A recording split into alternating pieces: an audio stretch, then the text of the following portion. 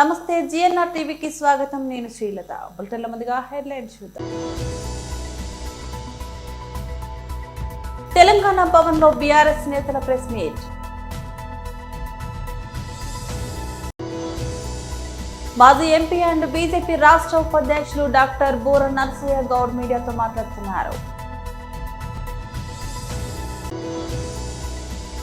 Medical కాలేజీలపై London medicine వేసుకోకుండా మాట్లాడుతున్న Jagan Reddy, Vangalapudi Anitha media సమావేశం. మాజీ మంత్రి గుంటూరు జిల్లా వైఎస్ఆర్సీపీ అధ్యక్షులు అంబటి రాంబాబు ప్రెస్ మీట్.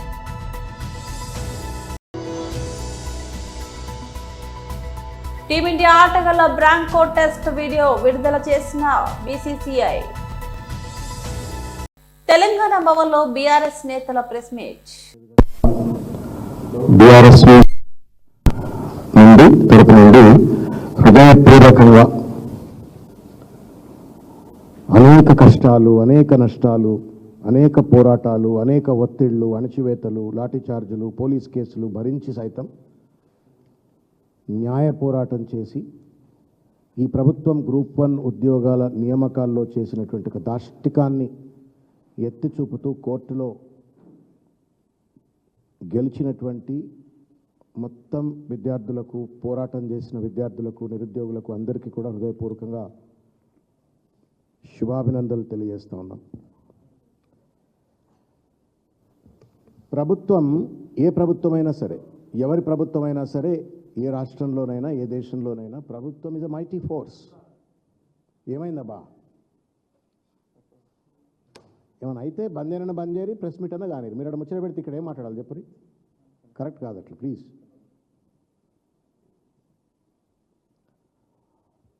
ఏ ప్రభుత్వమైనా ఒక మైటీ ఫోర్స్. ఏ దేశంలోనైనా, ఏ రాష్ట్రంలోనైనా ప్రభుత్వం అంటే ఒక బలమైన శక్తి. అది రాజ్యాంగం ద్వారా సంతరింపబడ్డటువంటి ఒక బలమైనటువంటి ఒక శక్తి. ఆ బలమైనటువంటి ఒక శక్తి ప్రభుత్వంలో ఉన్నటువంటి ఒక పెద్దలు, పెద్ద పెద్ద కుర్చీల్లో కూర్చున్నటువంటి ఒక పాలక వర్గాలు,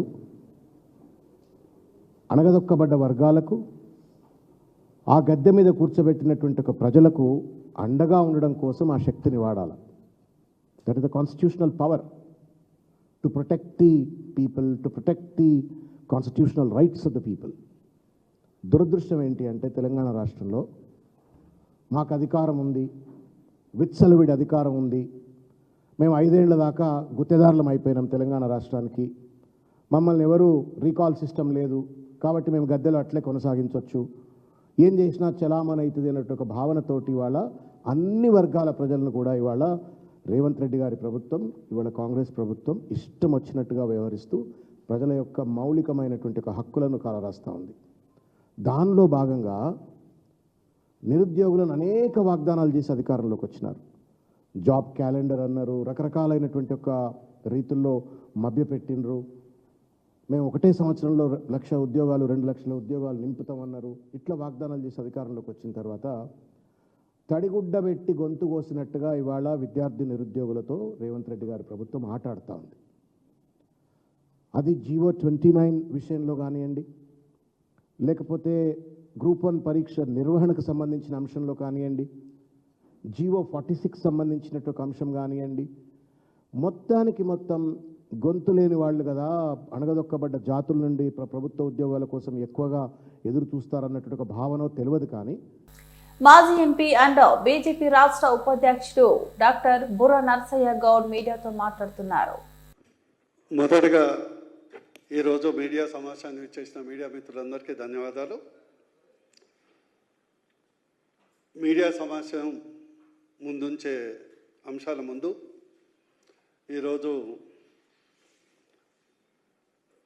తెలంగాణ రాష్ట్ర బీజేపీ అధ్యక్షుడు కిషన్ రెడ్డి గారు, బండి సంజయ్ గారు, మా సంఘటన మంత్రి, ముఖ్య నాయకులందరి యొక్క నమ్మకంతో భారతీయ జనతా పార్టీ ఉపాధ్యక్షులుగా నియమితులైన తర్వాత మా సోదరుడు, ఇద్దరు సోదరులు, ఒకరు క్రాంతి కిరణ్ గారు ఎస్సీ మోర్చా అధ్యక్షులుగా, మరియు భరత్ ప్రసాద్ గారు ఏదైతే సెక్రటరీగా నియమించబడ్డారో, నాది ఒకటే విజ్ఞప్తి, మీడియా మిత్రులందరూ ఈ యొక్క యువ టీంకు, తెలంగాణ రాష్ట్ర మార్పుకు, తెలంగాణ రాష్ట్రంలో నిజమైనటువంటి విముక్తి వచ్చే వరకు బీజేపీ పార్టీ నాయకులతో, బీజేపీ పార్టీ కార్యకర్తలకు సముచితమైనటువంటి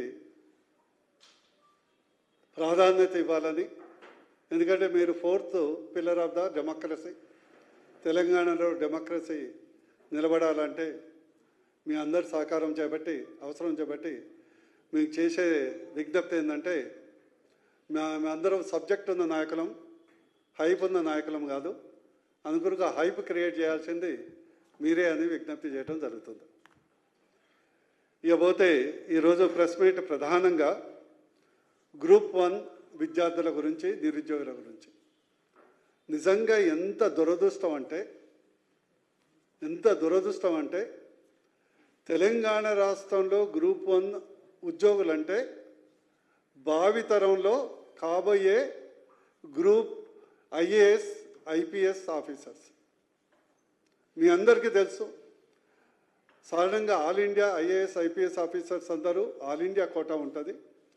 గ్రూప్ 1 అధికారులు మాత్రమే తెలంగాణ నుంచి, ఫక్తు తెలంగాణ భూమిపుత్రులు ఉంటారు కాబట్టి వాళ్ళకు మున్ముందు జిల్లాలను కానీ రాష్ట్రాలను కానీ పరిపాలనలో తెలంగాణ బిడ్డలు వచ్చే అవకాశం ఉన్నది. కానీ 14 సంవత్సరాలు 2011 నుంచి తెలంగాణ వచ్చింది, కానీ తెలంగాణ గ్రూప్ 1లో నియామకాలు జరగలేదు. గత ప్రభుత్వం 10 సంవత్సరాలు పాలించింది, కేసీఆర్ గారి ప్రభుత్వం 10 సంవత్సరాలు పాలిస్తే ఒక్క ఎగ్జామ్ మాత్రమే పెట్టి, ఎందుకంటే తెలంగాణ వచ్చింది కూడా నీళ్లు నిధులు నియామకాలు, ఒక్క ఎగ్జామ్ పెట్టి, ఆ ఒక్క ఎగ్జామ్ కూడా పేపర్లు పుట్నాలకు బఠానీలకు అమ్ముకున్నట్లు.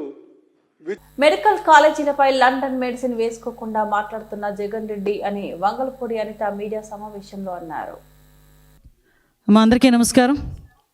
ఈరోజు ఈ 15 నెలల ఎన్డీఏ కూటమి పరిపాలనలో మీ అందరికీ తెలుసు, ఈరోజు ప్రజలందరూ కూడా ఒక ప్రశాంతమైన వాతావరణాన్ని గడపడం ఒక ఎత్తు అయితే, ఒక పక్క నుంచి అభివృద్ధి కార్యక్రమాలు, ఒక పక్క నుంచి సంక్షేమ కార్యక్రమాలు, మరోవైపు నుంచి సమాజానికి దిక్సూచి, సమాజానికి జీవనాడి అయినటువంటి విద్యా వైద్య విషయంలోని కూడా ప్రత్యేకమైన దృష్టి పెట్టి ఈరోజు ఎన్డీఏ కూటమి, ప్రత్యేకంగా గౌరవ ముఖ్యమంత్రి గారు నారా చంద్రబాబు నాయుడు గారు కేంద్ర సహాయ సహకారములతో, ఈరోజు ఎన్డీఏ కూటమి సహాయ సహకారంతో ఈ గవర్నమెంట్ని ఎంత ముందుకు తీసుకెళ్తున్నారో మనందరికీ అర్థమవుతుంది.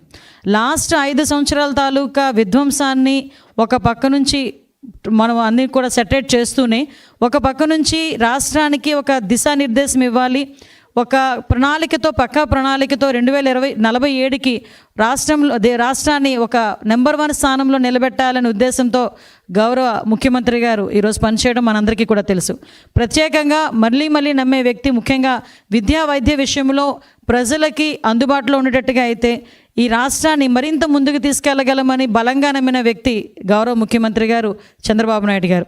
అయితే ఈ సమయంలో ఈరోజు దానికి ప్రత్యేకమైన స్థానం కల్పించడమే కాకుండా, సుమారుగా మొన్న క్యాబినెట్లో కూడా 1,25,00,000 కుటుంబాలకి 25 లక్షల వరకు కూడా ఎన్టీఆర్ వైద్య సేవ ద్వారా ఈరోజు వాళ్ళందరికీ కూడా వైద్య సహాయం అందించేదానికి నిర్ణయించడం ఒక పరిణామం అయితే, ఈరోజు ప్రత్యేకంగా ప్రతి ఒక్క కూడా మెడికల్ కాలేజీలు, అదేవిధంగా ఆసుపత్రులు ఉన్న చోట వ్యక్తుల కాలతో జీవన ప్రమాణాలు మెరుగుపడతాయి, వాళ్ళకి సరైన వైద్యం అందించగలమనే ఉద్దేశంతో ఈరోజు వైద్య కళాశాలని కూడా ఏర్పాటు చేయడం అనేది నిజంగా ఒక శుభ పరిణామం కింద భావించాలి. ఈరోజు పరిస్థితి ఎలా వస్తుందిరా అంటే, బెంగళూరులోని ఫుల్ టైం ఉంటారు, ఆంధ్రప్రదేశ్ రాష్ట్రానికి పార్ట్ టైం వస్తారు, వచ్చినప్పుడు కూడా కొంత బురద తీసుకొచ్చుకుంటాడు, 2 గంటలు వాళ్ళ సొంత మీడియాలో కూర్చొని ఆ బురద జల్లడమే పరమావధిగా పెట్టుకొని బురద జల్లే కార్యక్రమానికి శ్రీకారం చుడతాడు. నేను ఇన్ని మాటలు ఇంత ఇంట్రడక్షన్ ఇచ్చానంటేనే మీకు అర్థమై ఉంటుంది నేను ఎవరి గురించి మాట్లాడుతున్నానో.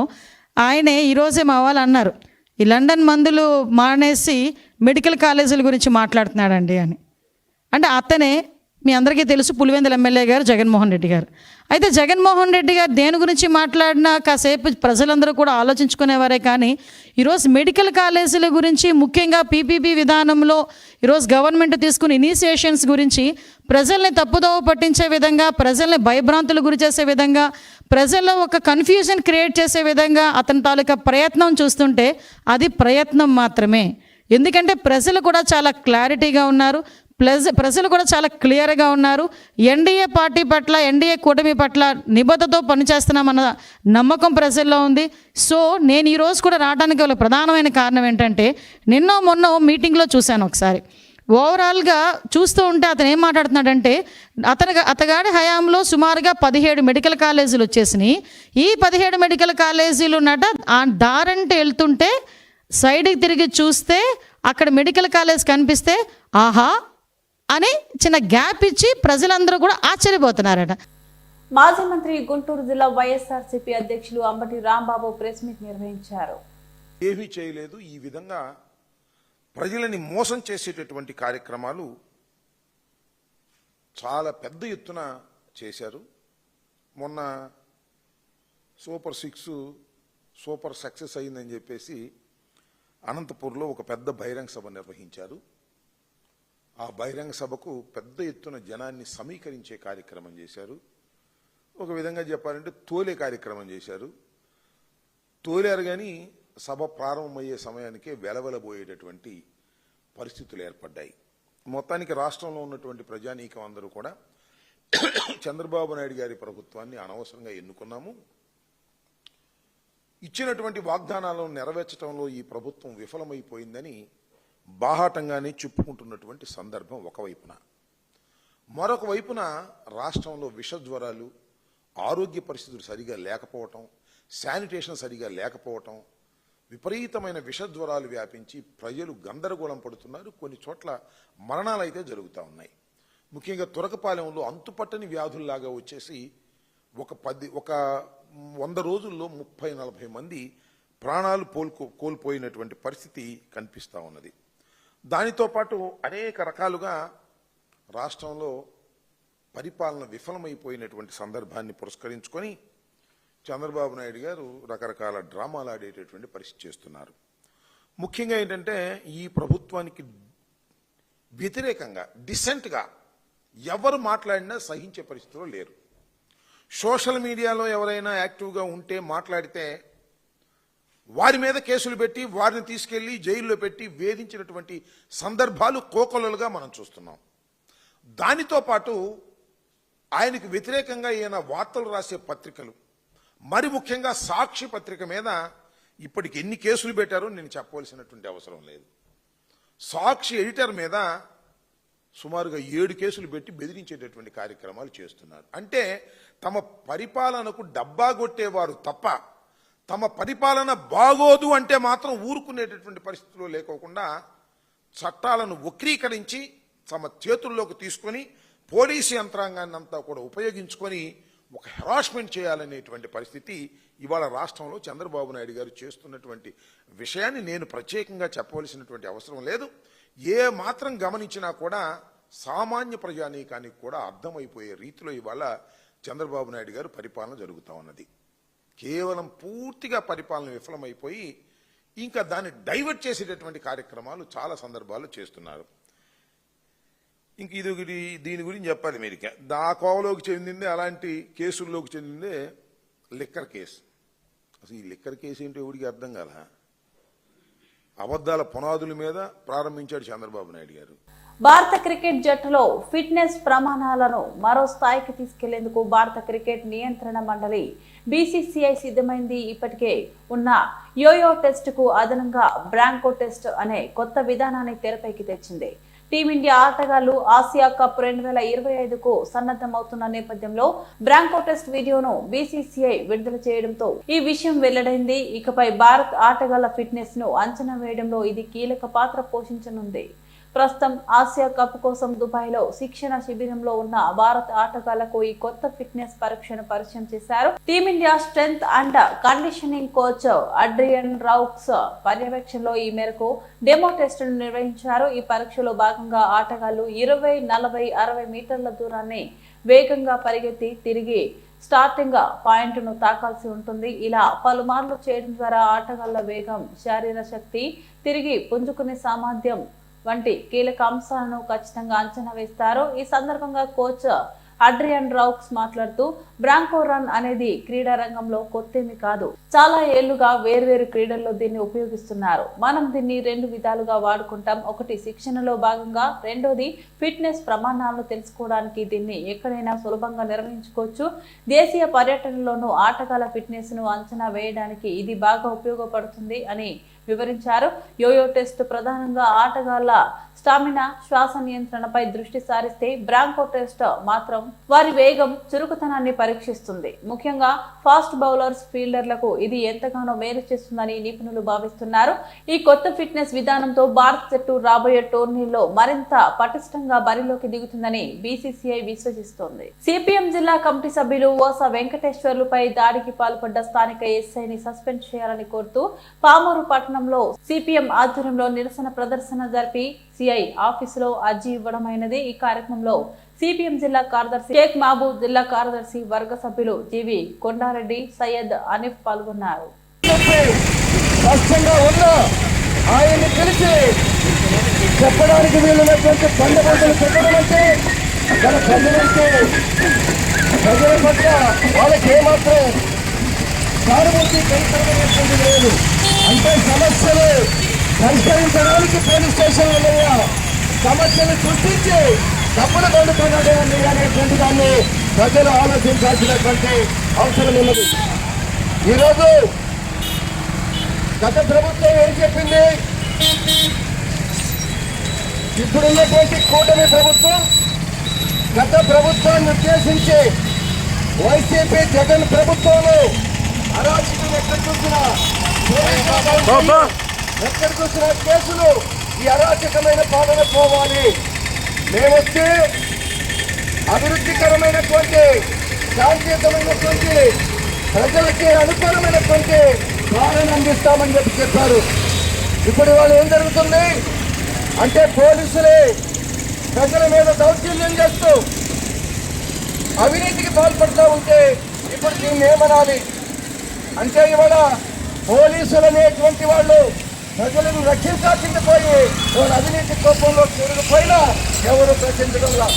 ఎందుకు ప్రశ్నించడం లేదంటే ఈరోజు చూస్తా ఉన్నాం మనం, అవినీతి అనేటువంటిది రాష్ట్రంలో రాజ్యమేలుతా ఉన్నది. ప్రజాప్రతినిధులు వాళ్ళు అవినీతిలో కూరుకుపోయారని చెప్పి ఎవరు చెప్పారు? కమ్యూనిస్టులు కాదు, ప్రజలు కాదు, తెలుగుదేశానికి అనుకూలంగా వ్యవహరించేటువంటి ఏబిఎన్ రాధాకృష్ణ, ఆంధ్రజ్యోతి పత్రిక, ఏబిఎన్ టీవీ ఛానల్లో ఏం చెప్పారు? ఇవాళ ఎమ్మెల్యేలు దందాలైపోయినాయి. ఇవాళ మైనింగ్ మాఫియా ఎక్కడ మట్టి దొరికితే అక్కడ తవ్వేసుకోవడం, అట్లాగే బియ్యం మాఫియా, మద్యం మాఫియా, ఎక్కడ ఏదైనా సరే కబ్జా చేసేటువంటి పరిస్థితి ఈరోజు ఉందని. అంటే ఇవాళ మీకు మెదక్ జిల్లా సెప్టెంబర్ 15న జిల్లాలో ఘనంగా తెలంగాణ ప్రజా పాలనా దినోత్సవంగా నిర్వహించాలని జిల్లా కలెక్టర్ రాహుల్ రాజ్ అధికారులను ఆదేశించారు. కలెక్టరేట్ కార్యాలయంలో సెప్టెంబర్ 17న ప్రజా పాలనా దినోత్సవం నిర్వహించడంపై అధికారులతో సమీక్షించారు. ఈ సందర్భంగా కలెక్టర్ మాట్లాడుతూ ప్రజాపాలన దినోత్సవాన్ని ఘనంగా నిర్వహించేందుకు రాష్ట్ర ప్రభుత్వం ఆదేశాలు జారీ చేసిందని, దానికి అనుగుణంగా ఏర్పాట్లు చేయాలన్నారు. ముఖ్య అతిథితో జాతీయ పతాకాన్ని ఆవిష్కరిస్తారని తెలిపారు. శాఖల వారీగా చేపట్టవలసిన పనులపై దిశానిర్దేశం చేశారు. ఈ కార్యక్రమంలో అదనపు కలెక్టర్ నగేష్, డిఆర్ఓ భుజంగరావు తదితరులు పాల్గొన్నారు. వాళ్ళు గార్డ్ ఆఫ్ ఆనర్ తీసుకొని ఇక్కడ వాళ్ళు నేషనల్ ఫ్లాగ్ అన్ఫ్లోరింగ్ చేయడం జరిగింది. సో తర్వాత మనము 10 minutes అది ప్రోగ్రామ్ అయిపోయాక స్పీచ్, సో ఆ చీఫ్ గెస్ట్ స్పీచ్ ఒకటి మనం చేయడం జరిగింది. సో తర్వాత హైటీ ఉంటుంది. తర్వాత మనకి నార్మల్గా డే కంటిన్యూ అయిపోతుంది. సో మనకి మోస్ట్లీ అవన్నీ హాలిడే ఉండదు. డిపార్ట్మెంట్ మళ్ళీ డయాలస్ R and B department, flower officers department, uninterrupted power supply electricity department యాంకర్కి ఏమైనా ప్రోగ్రామ్స్ చేయమని ఒక గవర్నమెంట్ మనకి ఇస్తే సో అవి కూడా మనం ఇంక్లూడ్ చేస్తాం. సో డైలో టోటల్ అంతా క్లీనింగ్ అంతా కూడా మున్సిపల్ కమిషనర్ సో ఒక అంబులెన్స్ రెడీగా పెట్టుకోవడం, మళ్ళీ హెల్త్ కిట్ అవి రెడీగా పెట్టుకోవడం, బిఎల్హెచ్ ప్రిపరేషన్ ఆఫ్ స్పీచెస్ సిపి ఉంటుంది. ఫ్లాగ్ అనేది 10 దగ్గర చేయడం జరుగుతుంది. 10 o'clock మన దగ్గర ఉంటుంది. సో 9 కల్లా వేరే దగ్గర అంతా గ్రామ పంచాయత్స్, మున్సిపాలిటీస్, సో ఆ మండల ఆఫీసెస్ అన్నింటిలో కూడా కంప్లీట్ చేసుకోవాలి. 10కి ఇక్కడ మన దగ్గర ఉంటుంది. సో ఆ టైం అంటే టైం కరెక్ట్గా అన్ని సబార్డినేట్ ఆఫీసర్స్ కూడా పాటించే విధంగా మీరు ఎన్ష్యూర్ చేసుకోవాలి. అరేంజ్మెంట్స్ డిపార్ట్మెంట్ వారిగా ఎవరెవరు ఏమేమి చేయాలనే దాని మీద మనం ఈ మీటింగ్ని ఏర్పాటు చేసుకుని డిస్కస్ చేయడానికి ఈరోజు ఏర్పాటు చేస్తున్నాం. దీంట్లో ముఖ్యంగా ప్రోగ్రామ్ సంబంధించి మొత్తం అరేంజ్మెంట్స్ అన్ని కూడా చూస్తారు. ప్రోటోకాల్ అరేంజ్మెంట్స్, తర్వాత విఐపికి సంబంధించినటువంటి సీటింగ్ అరేంజ్మెంట్, తర్వాత అన్ని ప్రికాషన్స్ అన్ని కూడా ప్రాపర్గా ఉండే విధంగా. బులెటిన్ ముగించే ముందు మరోసారి హెడ్లైన్స్ చూద్దాం.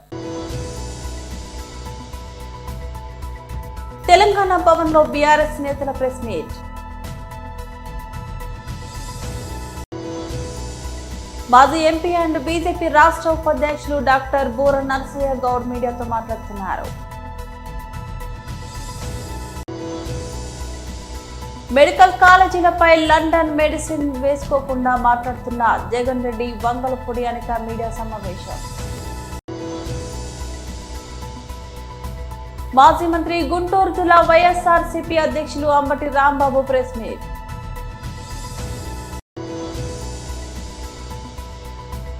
టీమిండియా ఆటగాళ్ల బ్రాంకో టెస్ట్ వీడియో విడుదల చేసిన బీసీసీఐ. ఇవి బులెటిన్ అప్డేట్స్. మరో బులెటిన్లో మళ్ళీ కలుద్దాం. అంతవరకు సెలవు. నమస్తే.